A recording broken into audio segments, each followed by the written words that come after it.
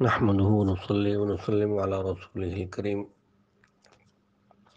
محترم سامعین، یہ مختلف دینی مسائل کا حل کلپ نمبر 58 ہے۔ اس وقت چند اہم سوال ہیں، جن میں سے پہلا سوال ہے کہ ایک مسلمان دوسرے مسلمان کو رخصت کرتے ہوئے یہ دعا دیتا ہے: استودعکم اللہ الذی لا تضیع ودائعہ۔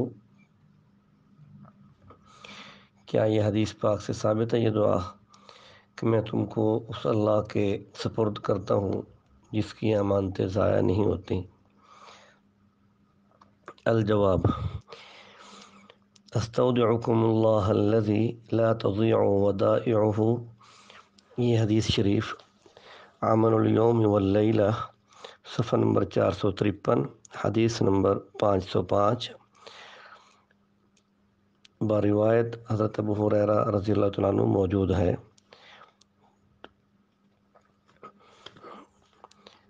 نمبر 2، ایک صاحب نے سوال کیا ہے کہ صحابہ اکرام رضوان اللہ علیہم اجمعین کی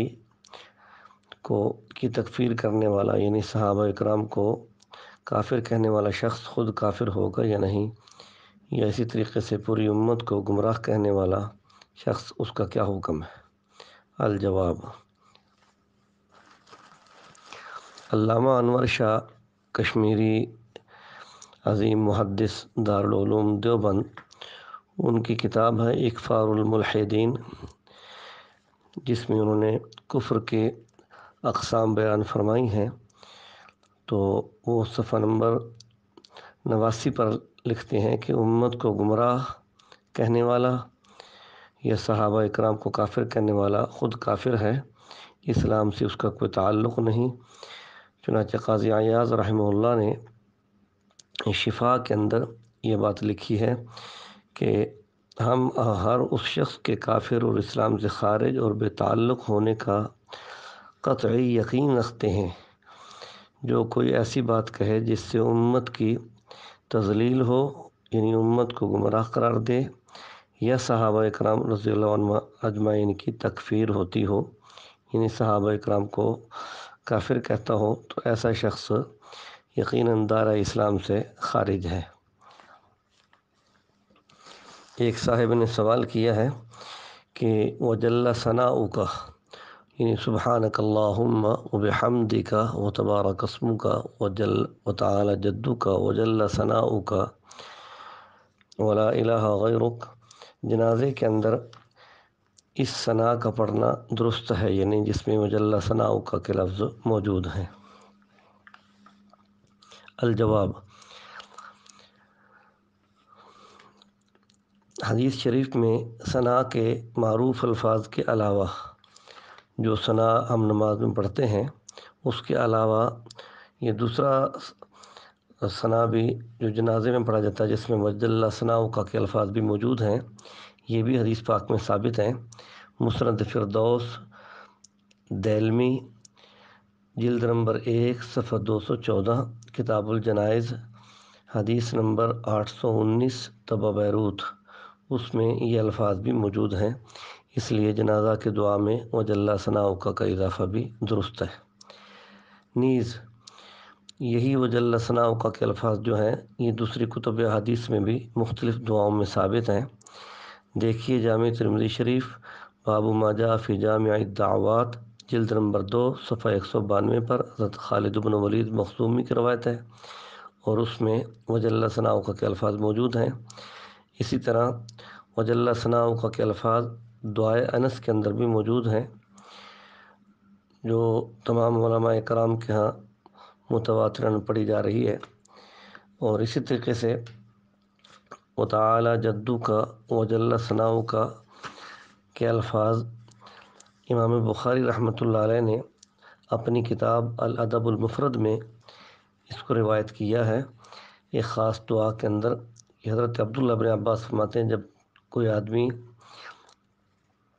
بادشاہ کی ہیبت سے ڈرتے ہوئے اس کے پاس اگر یہ دعا پڑھ لے تو اللہ اکبر اللہ اعز من خلقہ جمیعا اللہ اعز مما اخاف واحذر واعوذ باللہ الذی لا الہ الا هو الممسک السماوات السبع ان یقعن علی الارض الا باذنہ من شر عبدک فلان وجنوده واتباعه واشیاعه من الجن والانس اللهم كن لي جارا من شرهم جل ثناؤك وعز جارك وتبارك اسمك ولا إله غيرك۔ مجموع الزوائد جلد نمبر 10 صفحہ 137۔ وقال رواہ الطبرانی ورجالہ رجال الصحیح۔ تو خیر اس دعا کے اندر بھی یہ الفاظ ثابت ہیں، اس لیے جمع روایات کے اوپر عمل کرتے ہوئے حنفیہ کے ہاں اس دعا کا ثنا کا پڑھنا بھی درست ہے، اس پر اعتراض نہ کیا جائے۔ میں اس پر فتویٰ بھی بھیج دوں گا، اس کو بھی سامنے رکھا جائے۔ ایک صاحب نے سوال کیا ہے کہ جنازے کے اندر دونوں ہاتھوں کا اکٹھے کھولنا یہ سنت ہے، اور سلام سے پہلے کھولنا سنت ہے یا سلام کے بعد؟ الجواب، فتاوی دارالعلوم میں دونوں قول موجود ہیں کہ سلام سے پہلے بھی دونوں ہاتھ کھول سکتے ہیں اور سلام بعد میں پھیریں، اور دوسرا قول ہے کہ سلام پہلے پھیر لیں دونوں جانب میں، اس کے بعد دونوں ہاتھ اکٹھے کھولیں۔ یہ جو دوسرا قول ہے اس قول کو ترجیح حاصل ہے ہمارے اکابر کے ہاں کہ بر صغیر کی جتنے حنفی علماء اکرام ہیں ان کا عمل جو ہے وہ مرجح ہے اس دوسرے قول کے لیے، تو تعامل علماء جو ہے وہ دوسرے قول پر ہے، اس لیے اس کو ترجیح دی جائے گی۔ تو مسئلہ یہی ہے کہ جب جنازہ مکمل ہو جائے چوتھی تکبیر پڑھ لیں، دونوں طرف سلام پھیرنے کے بعد ہاتھ کھول لے جائیں۔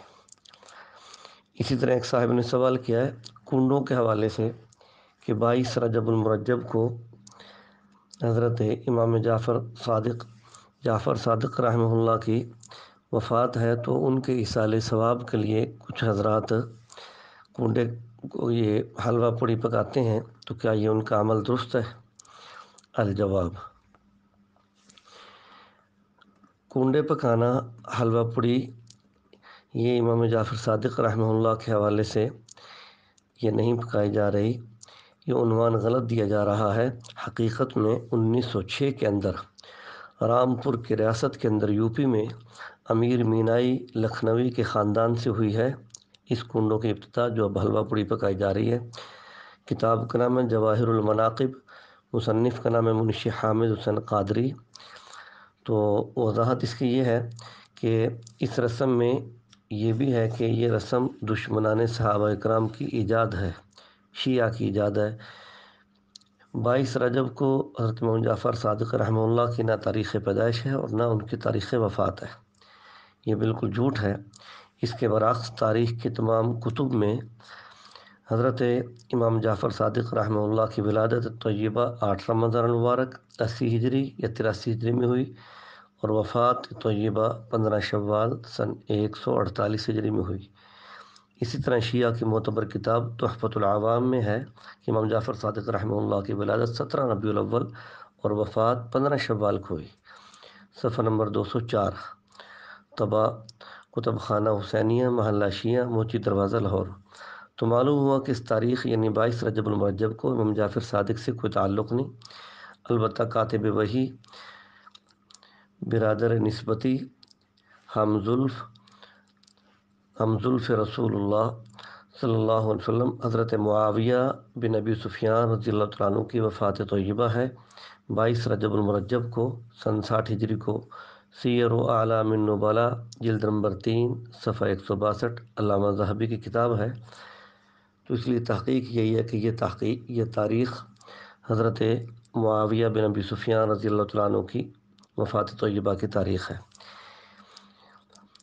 باقی اس کی وضاحت اتنی ہے کہ یہ شیعہ لوگوں نے پردہ پوشی کے طور پر امام جعفر صادق کی طرف منسوب کر دیا ہے، ورنہ یہ حقیقت واضح ہے کہ کنڈوں کی جتنی رسم ہے یہ سیدنا معاویہ رضی اللہ تعالیٰ عنہ کی وفات کی خوشی میں دشمنان صحابہ مناتے ہیں، اور یہ رسم لکھنؤ میں ایجاد ہوئی اول اور وہاں اہل سنت والجماعت کا غلبہ تھا، تو ان کے خوف سے یہ اعلان حلوہ پوڑی نہیں کھا سکتے تھے، تو خاموشی کے ساتھ اندھیرے میں ایک دوسرے کے ہاں جا کر یہ حلوہ پوڑی کھانے لگے۔ جب اس کا چرچا ہوا اور راز کھلنے لگا تو اس کو امام جعفر صادق کی طرف منسوب کر دیا اور لکڑہارے کی غلط روایت گڑھ کر یہ تہمت امام جعفر صادق پر لگائی کہ امام جعفر صادق رحمہ اللہ نے ایک لکڑہارے کی مشکل کے حوالے سے ان کا تعاون یہ کیا تھا کہ تو میرے لیے حلوہ پوڑی پکانا تو تیری مشکل حل ہو جائے گی، تو انہوں نے خود اس تاریخ یعنی 22 رجب میں اپنی فاتحہ کا حکم دیا ہے۔ حالانکہ یہ سب من گھڑت باتیں ہیں، تاریخ کی کسی معتبر کتاب میں اس کا کوئی ثبوت نہیں ہے۔ ہماری اس بات کی تائید شیعہ مذہب کے بڑے عالم ہیں علامہ محمد حسین لکھنوی، محلہ حسین آباد، تحصیل ساہیوال، ضلع سرگودا، ان کی کتاب اصلاح شیعہ صفحہ 232 کہ 22 رجب کے کنڈوں کی نیاز کی سند اور اس کا حوالہ کسی معتبر کتاب سے ثابت نہیں ہے، یہ خود ساختہ مسئلہ ہے، نہ کسی امام سے منقول ہے، نہ تاریخ تصدیق کرتی ہے۔ لہذا برادران اسلام کو اس غلط رسم سے دور رہنا چاہیے اور اپنے بھائیوں کو بھی اس رسم سے بچانے کی کوشش کرنی چاہیے۔ حضرت مفتی اعظم پاکستان مفتی محمد شفیع صاحب رحمہ اللہ اس بارے میں بڑے واضح لفظوں میں فرماتے ہیں کہ جو لوگ صحابہ اکرام پر تبرہ کرتے ہیں ان کے گھر کا کھانا کھانا انتہائی بغیرتی ہے۔ کسی شریف آدمی سے یہ نہیں ہو سکتا کہ کوئی آدمی اس کے باپ دادا کو گالیاں دے اور وہ پھر اس کے گھر کا کھانا کھائے۔ امداد المفتین صفحہ 972 طبعہ دارالعلوم کراچی۔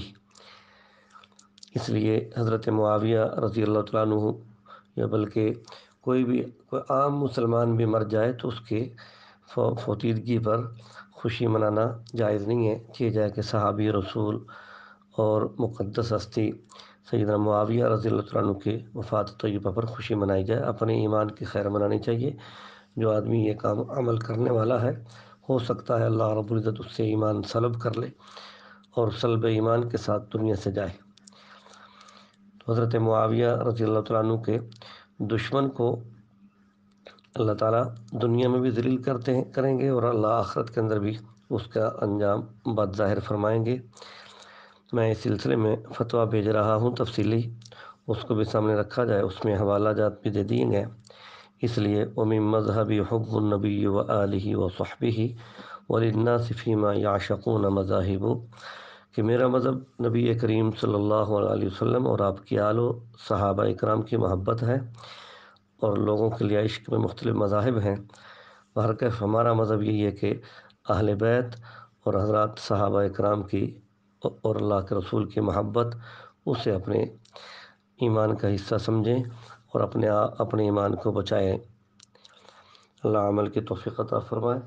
اسی طریقے سے ایک صاحب نے سوال کیا ہے ٹائنز کمپنی کہ اس کے اندر شرکت کرنا کیسا ہے۔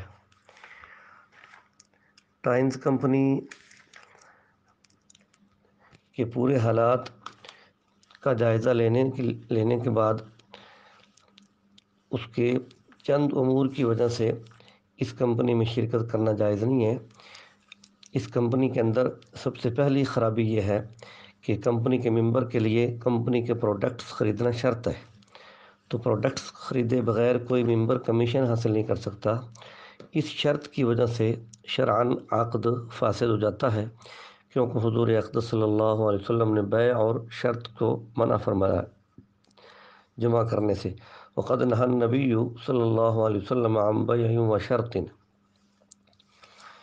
اور اسی طریقے سے دوسری خرابی اس میں یہ ہے کہ ہر ایسی شرط جو عقد کے مناسب نہ ہو اور اس شرط میں متعاقدین یعنی بیچنے اور خریدنے والے میں سے کسی ایک کا نفع اس کے ساتھ متعلق ہو تو ایسی شرط کی وجہ سے بھی عقد فاسد ہو جاتا ہے۔ تو لہٰذا یہ خرابی بھی اس میں پائی جاتی ہے۔ وَكُلُّ شَرْطٍ لَا يَقْتَضِيهِ الْعَقْدُ وَفِيهِ مَنْفَعَةٌ لِأَحَدِ الْمُتَعَاقِدَيْنِ يُفْسِدُهُ۔ ہدایہ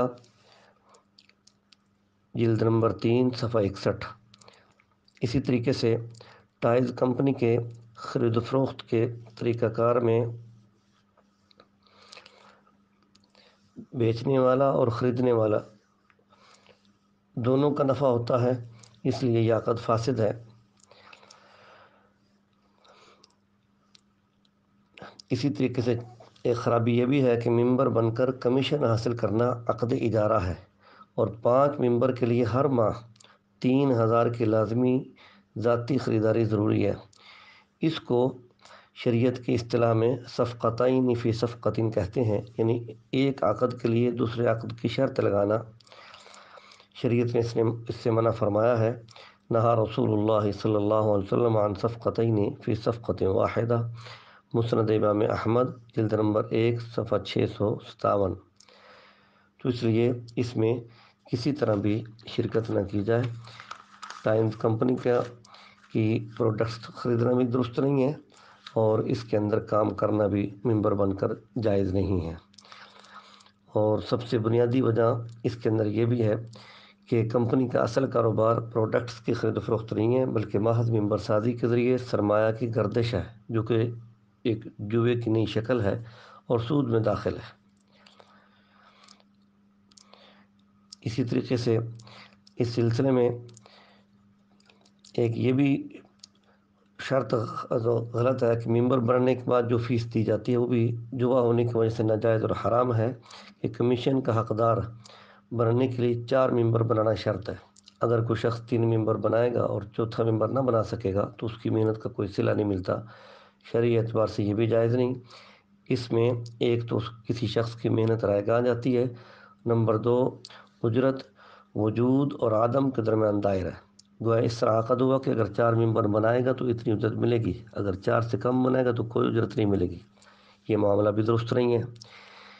اس لیے اس سلسلے کو جاری نہ رکھا جائے۔ اگر کوئی شخص اس میں شامل ہے تو وہ اس سے تائب ہو، توبہ کرے اور اس سے کنارہ کشی اختیار کرے، اور دوسرے مسلمانوں کو بھی خبردار کرے کہ یہ جائز نہیں ہے۔ میں اس سلسلے میں کچھ مدارس کے فتاویٰ بھی آپ کو بھجوا رہا ہوں، ان کو بھی سامنے رکھیں تو انشاءاللہ فائدہ ہوگا۔ ایک صاحب نے سوال کیا ہے کہ حضرات صحابہ اکرام رضوان اللہ علیہم اجمعین، ان کے بارے میں تاریخ کی کتب میں جو اعتراضات یا ان کے بارے میں غلط باتیں ان کی طرف منسوب ہیں، ان کو لے کر ممبر و محراب میں بیان کرنا اور عوام کو گمراہ کرنا یہ کیسا ہے؟ الجواب: صحابہ اکرام رضوان اللہ علیہم اجمعین تاریخی شخصیات نہیں، حقیقت میں وہ قرآنی شخصیات ہیں اور حدیثی شخصیات ہیں۔ ان حضرات کے لیے اتنی بات کافی ہے کہ پیغمبر دو عالم صلی اللہ علیہ وسلم کی ذات گرامی نے ان کا نام لے کر یہ حکم دیا ہے، اکرموا اصحابی فإنہم خیارکم، جامع ترمذی شریف جلد نمبر 2 کتاب المناقب۔ تو کہ تم میرے صحابہ کی عزت کرو، وہ تم میں سے بہترین لوگ ہیں۔ اور اسی طریقے سے آپ صلی اللہ علیہ وسلم کا فرمان ہے، صحیح بخاری شریف جلد نمبر 1 صفحہ 518،